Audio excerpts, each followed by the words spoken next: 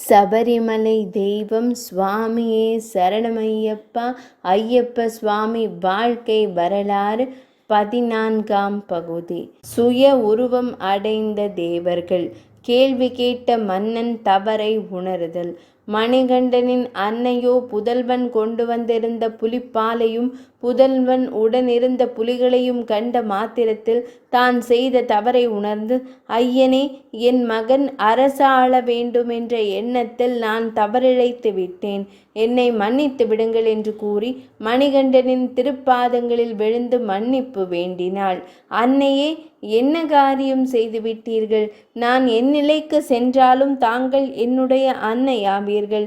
என்னை ஈன்றெடுக்காவிட்டாலும் என்னை சரியான முறையில் வளர்த்து ஆளாக்கியவரும் தாங்களே ஆவீர்கள். தாங்கள் எது செய்தாலும் அது என் நன்மைக்கே ஆகும் என்று கூறினார் மணிகண்டன்.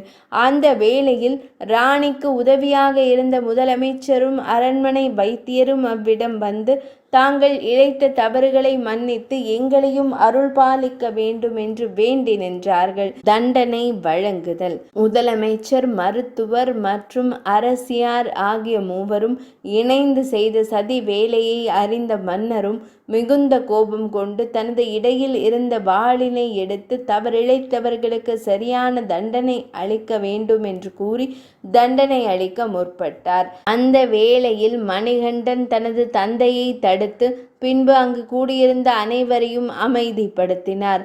தாங்கள் செய்த செயலால் தான் என் பிறவி பலனை என்னால் அடைய முடிந்தது என்றும், தாங்கள் யாவரும் என் வினையின் பயனை செயல்படுத்த உதவிய கருவிகள் என்றும், தங்களின் மீது எவ்விதமான தவறும் இல்லை என்பதை தன் தாய் தந்தையிடம் எடுத்து கூறினார் மணிகண்டன். சுய உருவம் அடைதல். பின்பு தன்னுடன் வந்த புலிகளை நோக்கி, தேவர்களே, தங்களின் சுய உருவம் அடைவீர்களாக என்று கூறினார். அங்கு வந்திருந்த தேவர்கள் அனைவரும் புலி உருவத்திலிருந்து தங்களது சுய உருவத்தை பெற்று அங்கிருந்த அனைவருக்கும் காட்சி கொடுத்தனர்.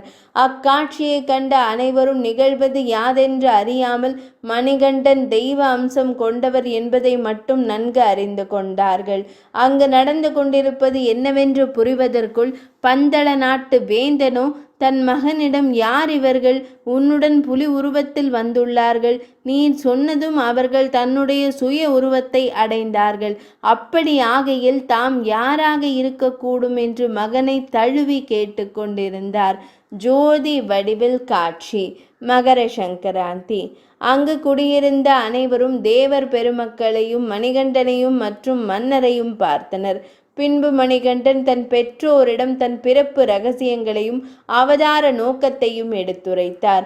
மணிகண்டன் கூறிய யாவற்றையும் கேட்ட மன்னனும் அரசியாரும் என்ன பாக்கியம் செய்தோமோ என்று தமது கரங்களை கூப்பி மணிகண்டனின் பாதங்களில் விழுந்து வணங்கினார்கள்.